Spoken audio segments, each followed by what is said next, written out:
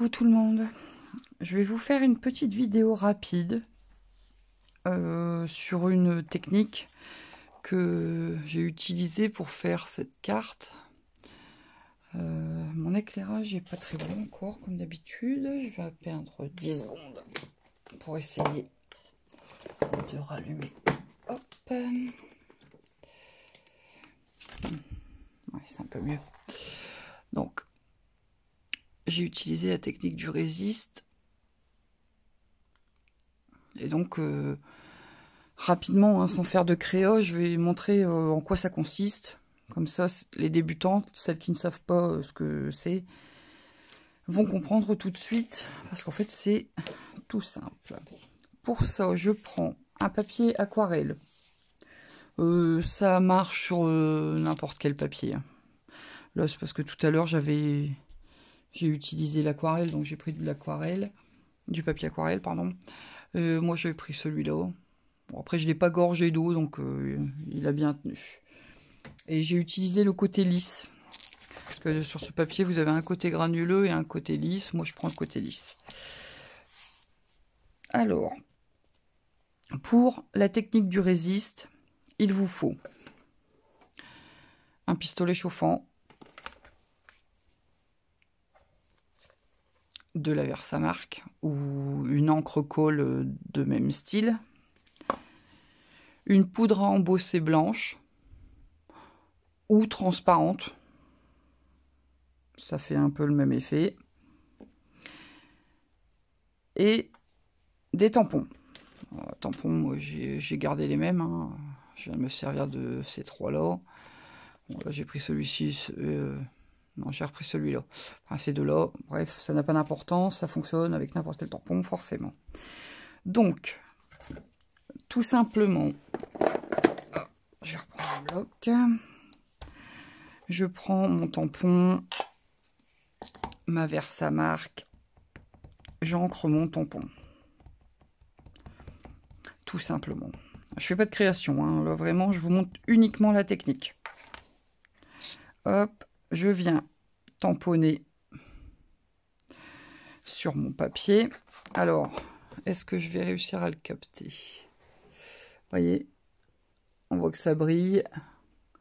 Voilà, cette encre laisse un film transparent qui va permettre à la poudre à embosser d'adhérer. Alors, je vais peut-être faire mes tamponnages tous en même temps, hein, comme ça on va gagner du temps. Hop. Voilà. Alors, je vais essayer de ne pas tamponner au-dessus de mon autre tampon, ce serait bête. Voilà. Elle ne sèche pas tout très rapidement, hein, mais bon, enfin, faut pas la laisser 2 heures non plus comme ça, mais vous avez quand même le temps de faire vos tamponnages. Par exemple, pour mon fond de carte, je l'ai fait en 3 fois. Et hop, je vais le faire avec un tampon écriture. Bon, je m'en fiche un peu, hein, que ce soit pas très parfait. Alors, par contre, là, je vous montre juste la technique. Pour éviter qu'il y ait de la poudre à embosser qui se dépose un peu partout sur votre papier, ce serait bien de passer un coussin antistatique. Le coussin antistatique, je pense qu'on en trouve dans les boutiques de scrap. On peut aussi le fabriquer avec de la maïzena. On trouve des tutos, hein, sur YouTube. Si vous regardez, vous allez trouver. Donc, vous voyez maintenant que ma poudre a adhéré sur mes tamponnages. Voilà, donc bah, du coup, je vous montre aussi, pour celles qui ne connaissent pas, hein, la technique de l'embossage à chaud. Puisque c'est cette technique-là, hein, à la base. Voilà, je vais ranger ça. Je vais venir chauffer ma poudre avec mon pistolet chauffant. Alors, je vais faire du bruit, mais je vais essayer de vous montrer quand la poudre fond, en fait. Alors, je laisse chauffer un peu sur le côté. Voilà, et je viens chauffer ma poudre avec mon pistolet. Un peu. Et en fait, la chaleur va venir faire fondre la poudre.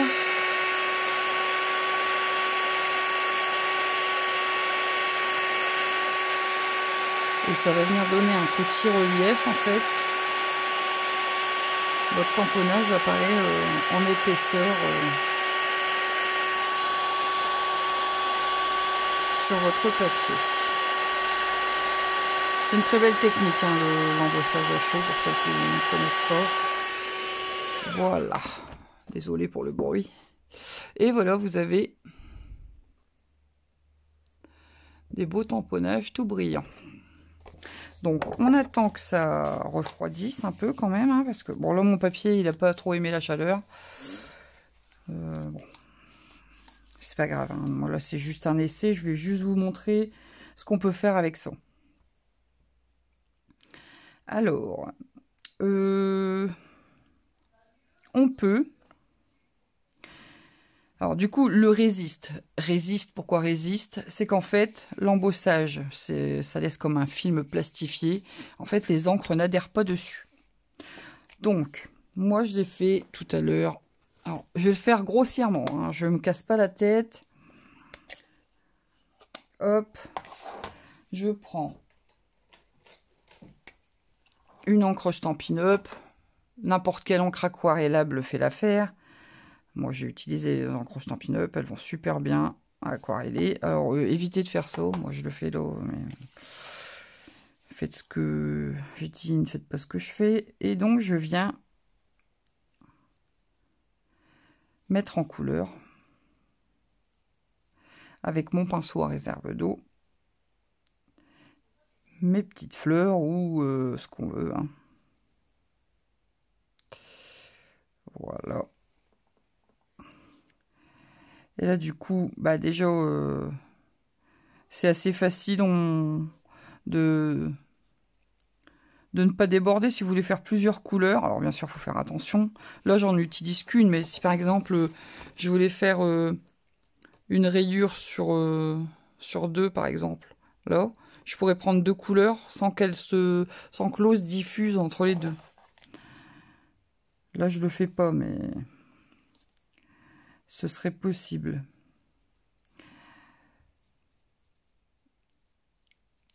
Alors moi, je suis nulle en aquarelle, hein, vous m'excuserez.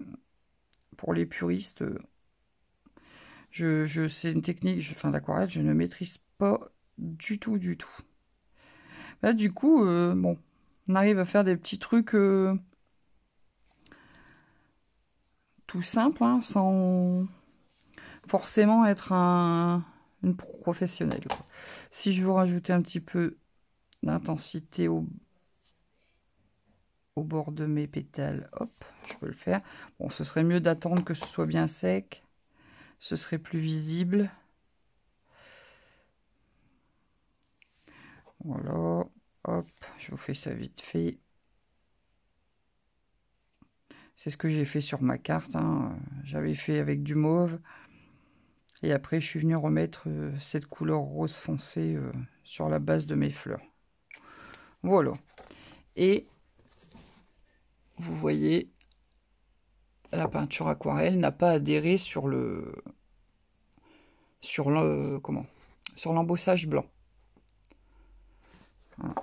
Voilà. Donc, bon, allez, je me permets de la finir vite fait. Voilà. Allez, où il est où mon chiffon? Hop. Allez. Je vous fais ça rapidement.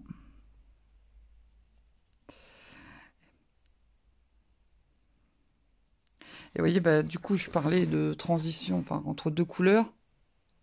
Là, vous voyez, même si j'avais un peu plus d'eau, bah, mes deux couleurs, elles ne viendraient pas se mixer, quoi. Là, c'est pas le cas, je pars sur du sec, mais...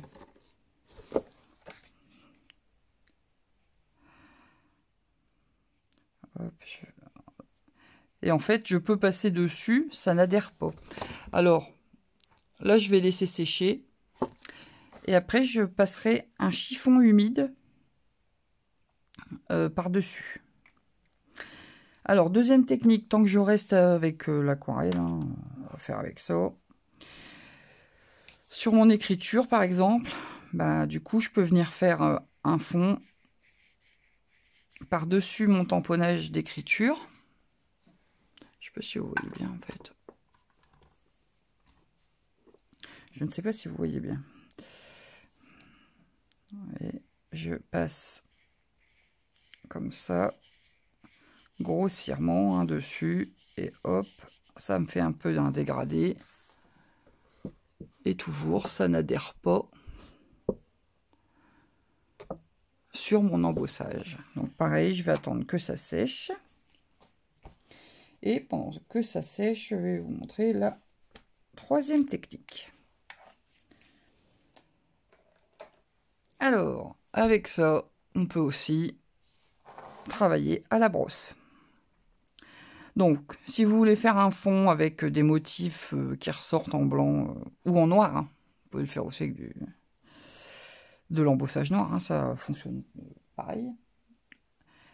Alors, attendez, je regarde. Ma brosse est propre. Je viens prélever de l'encre, comme je l'ai déjà montré. Hein. Bon, là, je vais décharger un peu là. Je m'en fiche un peu. Et je vais venir passer sur mon motif avec ma brosse. Donc, je fais mon fond, en fait. Et vous voyez, encore une fois, l'encre, elle n'adhère pas. Elle adhère sur le papier, mais elle n'adhère pas sur l'embossage blanc. Donc après, vous faites comme vous avez envie. Si vous voulez faire, je sais pas moi, mettons, je vais faire un peu plus foncé dans le centre. Je repasse uniquement dans le centre. Voilà, voilà, c'est du vite fait. Hein. Voilà, et votre embossage reste toujours blanc. Alors, là c'est sec. Donc, pour que mon embossage blanc ressorte bien, alors je prends un chiffon légèrement humide, très légèrement. Je mets juste un tout petit peu d'eau, juste que ce soit un tout petit peu humide, et je vais venir repasser sur mes tamponnages. Et en fait, toute l'encre qui se sera un petit peu accumulée sur mon embossage va s'enlever. Et du coup, mon tamponnage blanc, ça reste vraiment bien blanc. Voilà. Donc voilà, ça c'est la technique du résiste. Voilà, je vais arrêter là. Hein. Donc vous voyez, rien de compliqué là-dedans. Ça permet de faire de jolis fonds. Moi j'aime bien cette technique, c'est sympa. Tout à l'heure j'avais envie de faire ça, donc je me suis lancée. Donc j'espère que cette petite vidéo technique vous aura plu et vous aura appris quelque chose. Si c'est le cas, n'hésitez pas à me le dire en commentaire, hein, j'aime bien vous lire. Et vous pouvez aussi me demander des vidéos sur le thème que vous voulez, hein, vous avez le droit. Si c'est dans mes cordes, je vous ferai une vidéo sur une technique particulière, n'hésitez pas. Vous pouvez aussi vous abonner si ce n'est pas encore fait, en cliquant sur le bouton abonner bien sûr, et en n'oubliant pas la petite cloche pour être sûr de ne pas louper de vidéos. Comme ça, vous aurez toutes les notifications. Sur ce, j'espère que ça vous aura plu. Je vous dis à plus tard pour une nouvelle vidéo. Salut!